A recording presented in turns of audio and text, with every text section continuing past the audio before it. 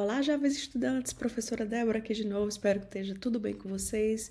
Vamos começar hoje a nossa segunda aula de Fundamentos da Computação Gráfica e o assunto de hoje são os conceitos iniciais, de computação gráfica 2D e mais teoria da cor um pouquinho. Então vamos lá. Primeiro a gente tem que saber a diferença entre uma imagem raster e uma imagem vetorial, certo? A principal diferença está na forma como elas são construídas. A imagem raster, ela é construída por pixels, né? O que é um pixel? São pequenos quadradinhos que vão ser coloridos, formando a imagem quando vistos em conjunto. Já a imagem vetorial, ela é construída em outra lógica de desenho. Ela é feita a partir de fórmulas matemáticas que vão definir as linhas, as curvas e os pontos, permitindo um redimensionamento do desenho e também que ela nunca perca a sua qualidade gráfica, né? Então, na prática, para se reconhecer se uma imagem é raster ou se uma imagem é fruto de um desenho vetorial, basta dar zoom na imagem. Quando você der zoom, ampliar, muitas vezes a imagem vetorial ela nunca vai perder a definição porque ela é desenhada dentro de uma lógica matemática e a imagem raster ela vai ficar pixelizada, né? Vai começar a perceber esses quadradinhos de pixel da imagem. Por exemplo, a imagem raster são as nossas fotografias e a imagem vetor, talvez um documento no seu editor de texto, no Word, que você pode dar zoom infinito e as fontes nunca vão perder ali a definição. A não ser que a sua imagem vetorial seja transformada em raster. A imagem vetorial pode facilmente ser convertida para uma imagem raster. Uma imagem raster para vetorizar dá mais trabalho. Você basicamente tem que cobrir ela toda por cima num software específico. Nos softwares específicos, já dando certo spoiler, algumas vezes tem ferramentas para se vetorizar automaticamente, mas ainda carece de uma revisão porque há distorções, certo? O que não acontece quando você converte um vetor para raster. Ele já é uma conversão direta, é um processo de segundos, não precisa de muitos softwares muito elaborados para isso. Agora nós vamos apresentar softwares para criação, desenvolvimento e edição de imagem raster. Aqui nenhum desses vai ser imagem vetor, tá? Então, o primeiro deles que eu vou apresentar, eu gosto de começar sempre com o que é de graça, né? O software livre.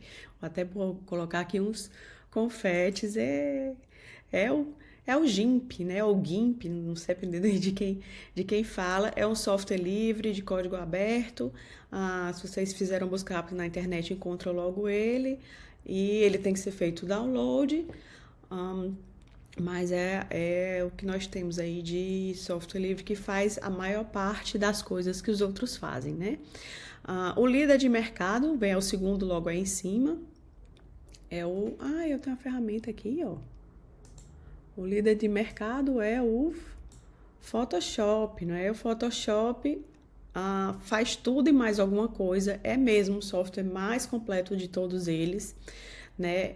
Porque tanto ele faz arte digital do zero, como faz tratamento e edição de imagem, como ele tem inteligência artificial integrada, então pode selecionar pedacinhos pequenos de imagem, escrever prompts para edição, tem filtros neurais, ele é conectado direto, né, com a fábrica, então as atualizações beta também podem ser testadas, faz animação por frame a frame ou linha do tempo, então assim, é um software que faz muita coisa, né, mas tem um preço, então assim, antigamente se comprava o Photoshop, hoje você não compra mais, você paga uma mensalidade, né? No mês que não pagar, perde. Ou pode fazer planos de anual, eu acho que até trianual, tá? Achei um valor aí estimado, eu não sei se até o dia que vocês assistirem o vídeo já vai ter alterado, mas quando eu fiz a pesquisa, estava em torno de R$ 104 ao mês só o Photoshop. Lembrando que ele faz parte da Adobe, então tem a opção também de comprar o pacote Adobe inteiro de software, vetor, raster, animação. Eles têm uma gama de softwares também. Quando o Photoshop, que era, você comprava o software e passou a fazer essa modalidade de aquisição, né, que é quase um aluguel, que você tem que pagar mês a mês, muitos designers procuraram uma outra opção. E aí apareceu no mercado aliás, não é que apareceu, acho que já existia, mas disseminou melhor no mercado esse Affinity Photo. Tá aqui, deixa eu circular ele também. Pronto, o Affinity Photo, ele tem um preço fixo, mas se você compra e fica com ele para sempre, né? O pior que pode acontecer é eles lançarem outra versão e o seu ficar desatualizado, mas continua funcionando. Então, quando eu fiz a pesquisa, estava custando aproximadamente entre 340 e 370 reais. Eu não, desses softwares todos que eu vou mostrar aqui para bitmap, né, para raster, é o único que eu nunca testei, porque eu nunca tive a licença dele, mas os fóruns falam que é muito fácil migrar do Photoshop para ele, e realmente muita gente ao redor do mundo fez essa migração, então é mais uma opção, tá? Aqui eu estou apresentando o Procreate. O Procreate é um software excelente. Numa dessas minhas aulas de computação gráfica, na época a turma toda usou Photoshop e tinha um aluno que já tinha o Procreate. Todas as atividades que nós fizemos com Photoshop ele conseguiu executar com o Procreate, inclusive as atividades de vídeo, né? Então até a animação foi feito com ele. O preço é extremamente acessível, quando eu pesquisei estava em torno de $6, né? Mesmo fazendo a conversão para real, é muito barato. O problema é que ele só é compatível para o sistema operacional da Apple, né? Então ele só vai rodar em iPhone, MacBook, iPad. Então, se vocês se identificam mais com outro sistema operacional, ele não vai rodar, certo? Tenho aqui a opção que eu também fiquei muito feliz de descobrir ela recentemente. Eu vou até botar aqui também mais confetes, muitos confetes, porque vai ser o que nós vamos usar aqui na aula, que é o Photopea. O Photopea é um software muito, muito, muito parecido com o Photoshop. Tem as mesmas ferramentas, com os ícones muito semelhantes, com os atalhos quase todos iguais. A vantagem é gratuito, desde que você fique assistindo os anúncios numa barra lateral assim, e roda online. Então não precisa instalar, a diferença de todos os outros que nós mostramos agora. Então não precisa nem de muito espaço no computador para ele. Ele vai rodar direto do navegador. Então qualquer máquina que tenha um navegador, né, um browser, vai conseguir rodar ele, tá?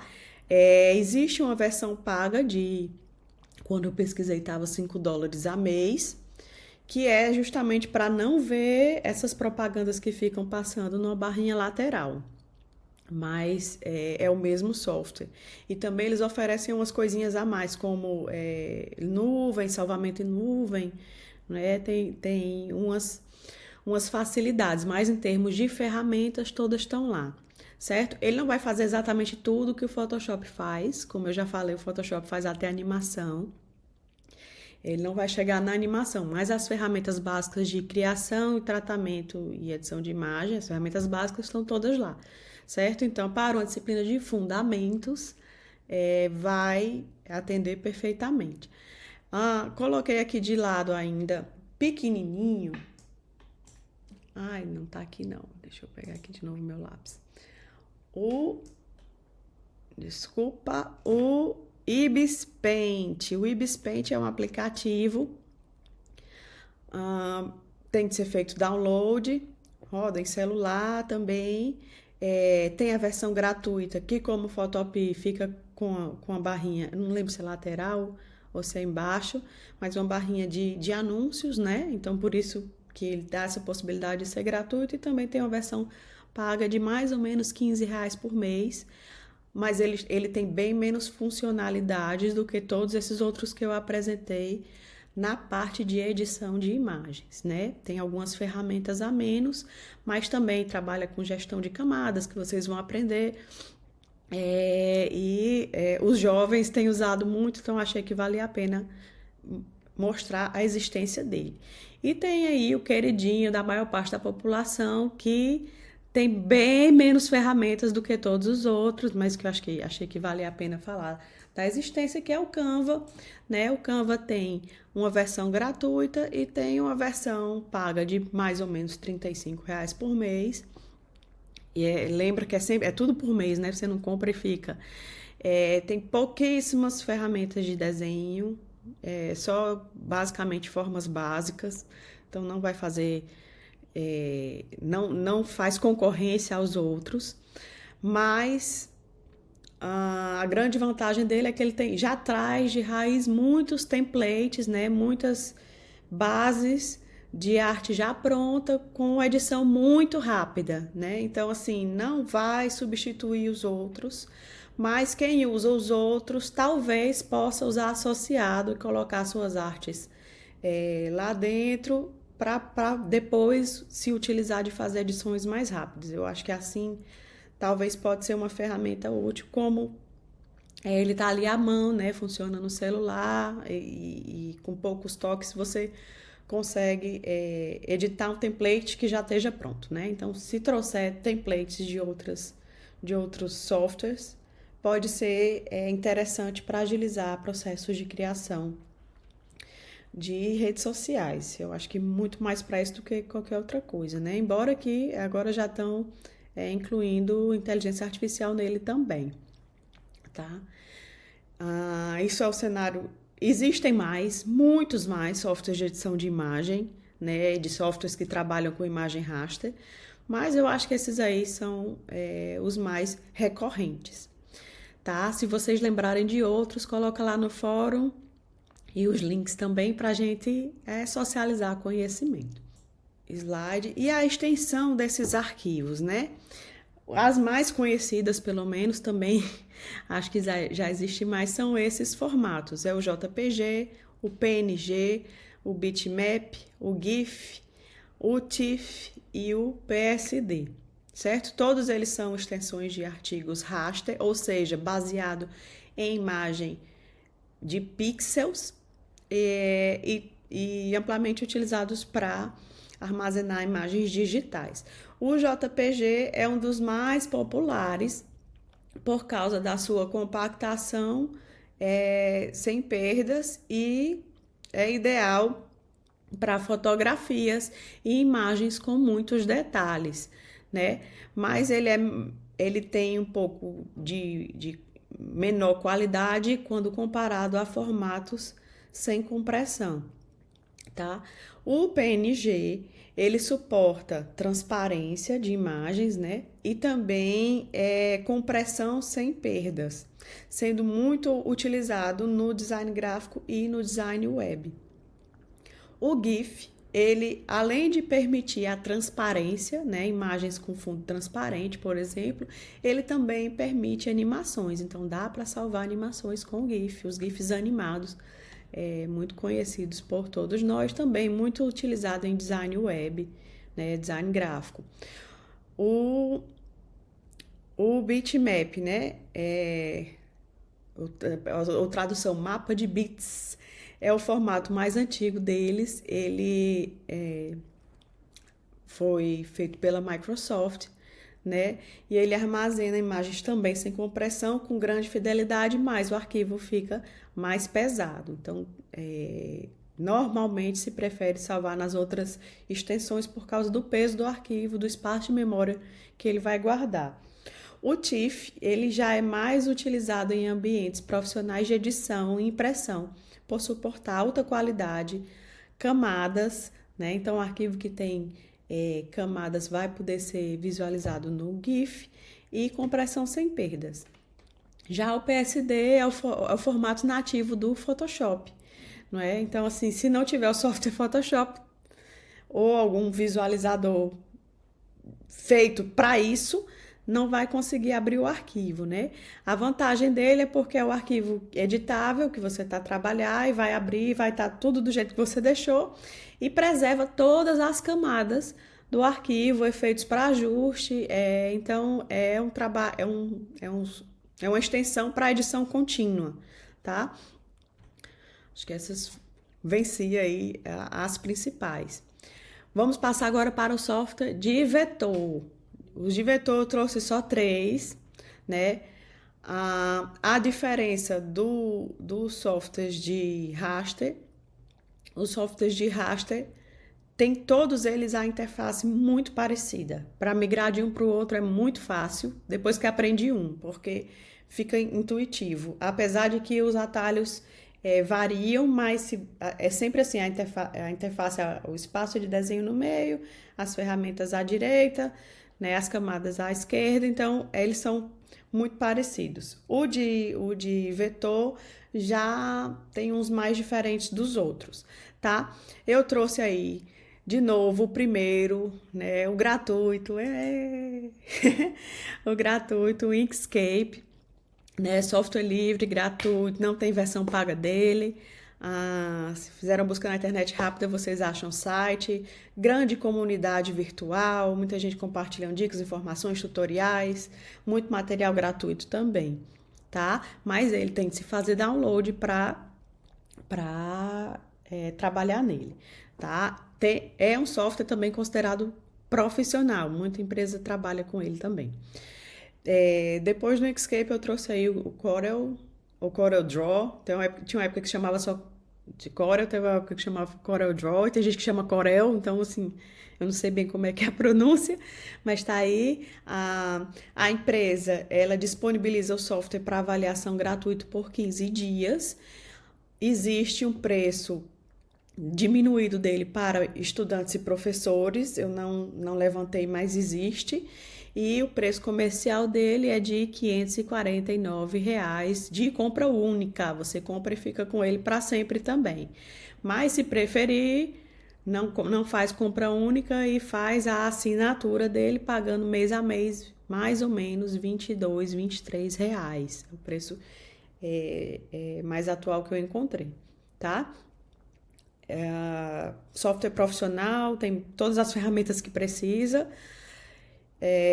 Já trabalhei muito tempo com ele, tanto na parte da docência como na parte de empresa também.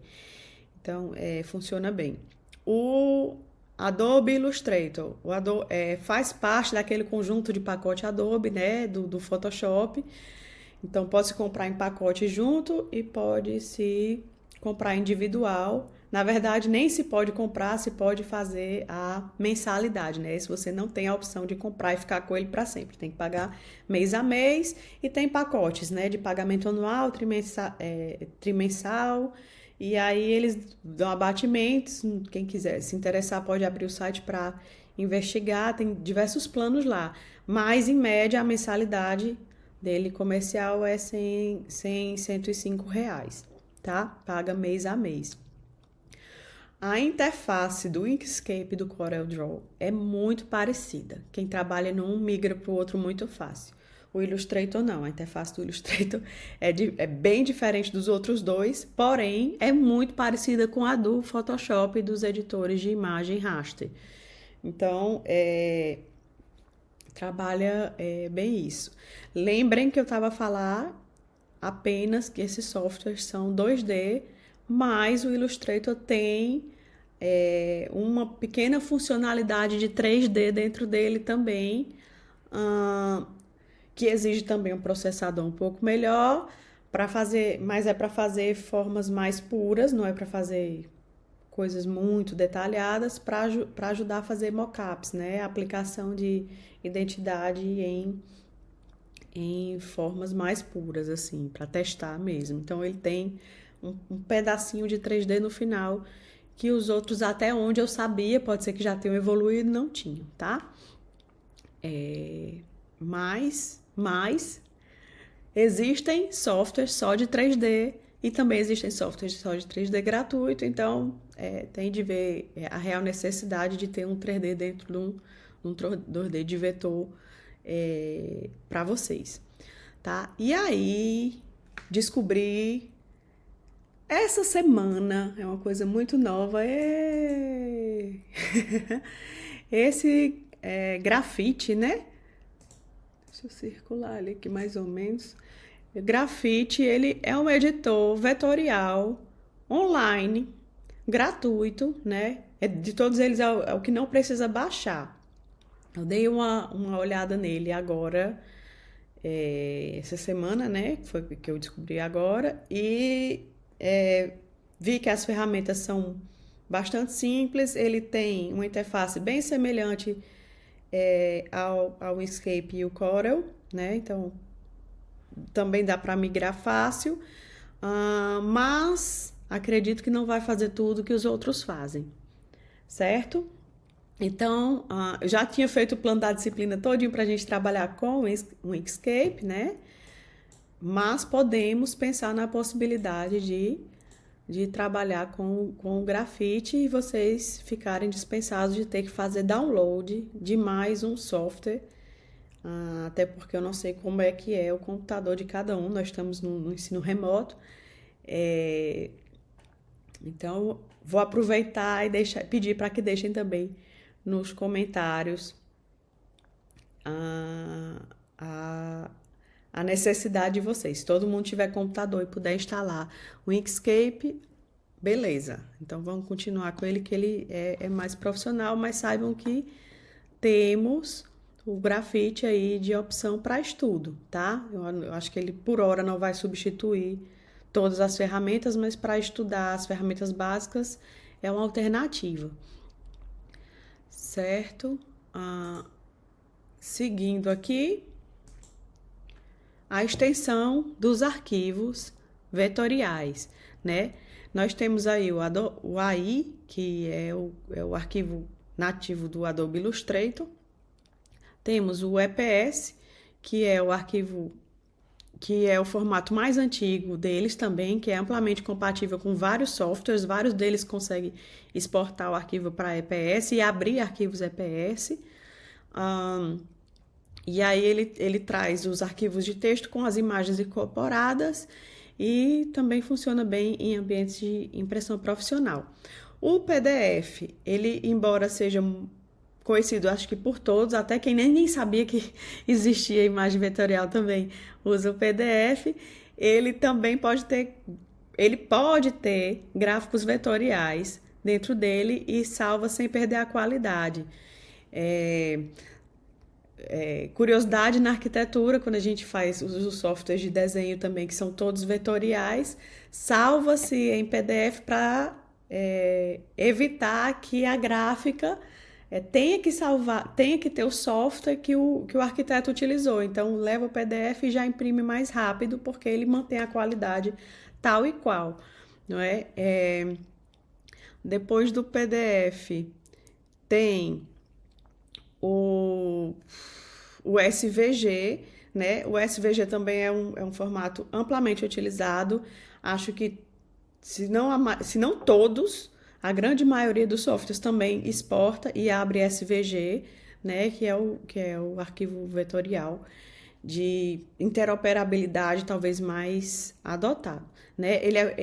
Tem uma técnica baseada no XML, também é muito utilizado na web e é compatível com navegadores e animações feitos por programação CSS, JavaScript.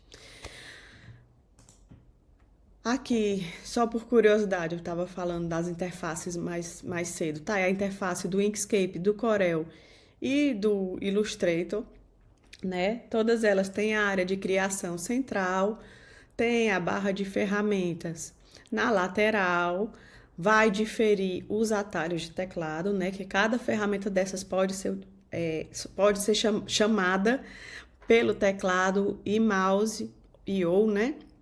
E aí, isso agiliza o processo de desenho e criação, então incentivo que aprenda os atalhos da ferramenta que forem utilizar.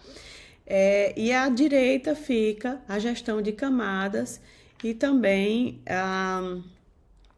as outras configurações, tá? Sobre teoria da cor.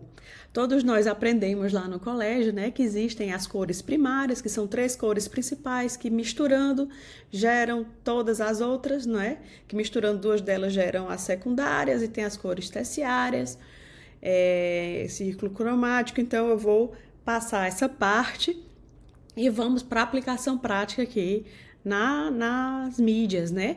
Então, tem 3 classificações de cores, que no caso é o RGB, o CMYK e a Pantone, tá?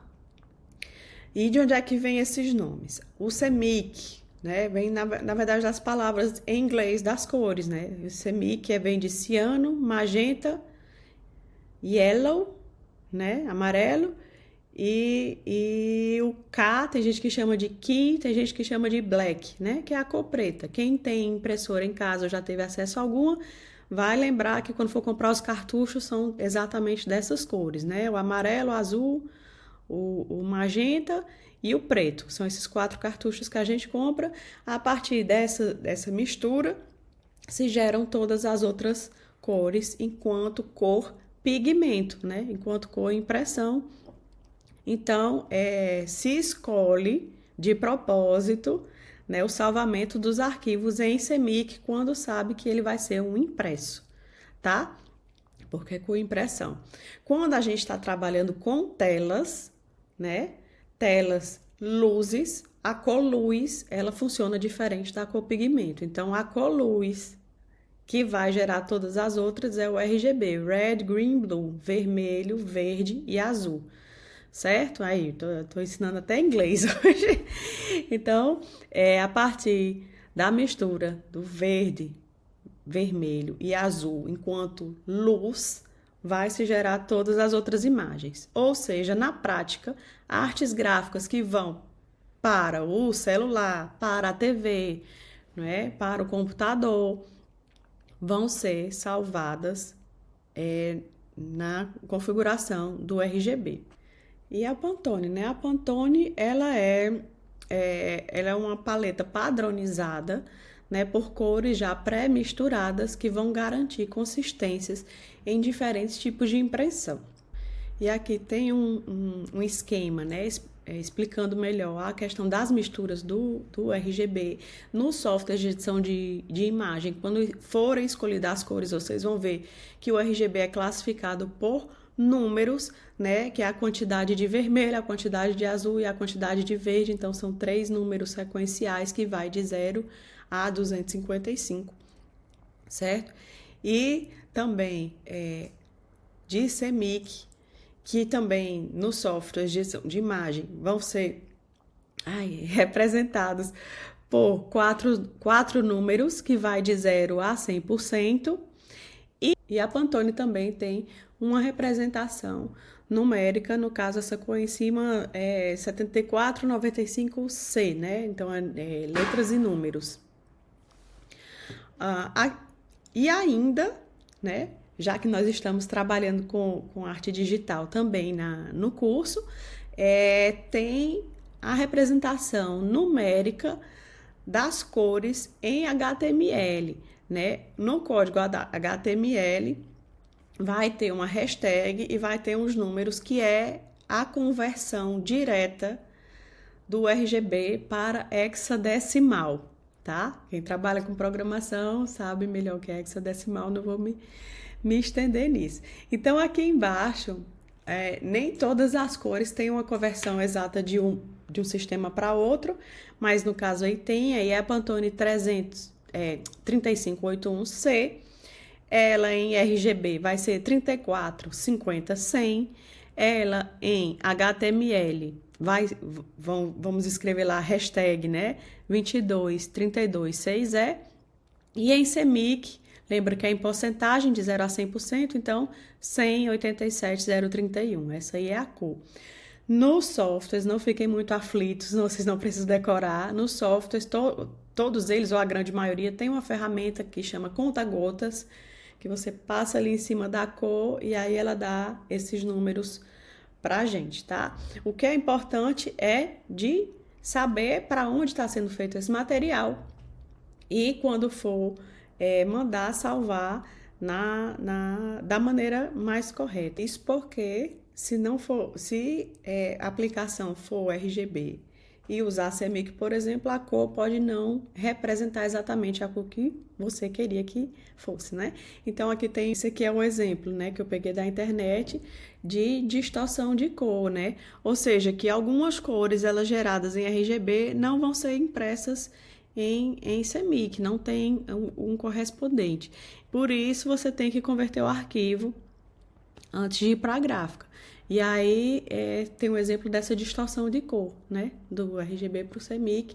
É sutil, mas quem trabalha com isso percebe, tá bom?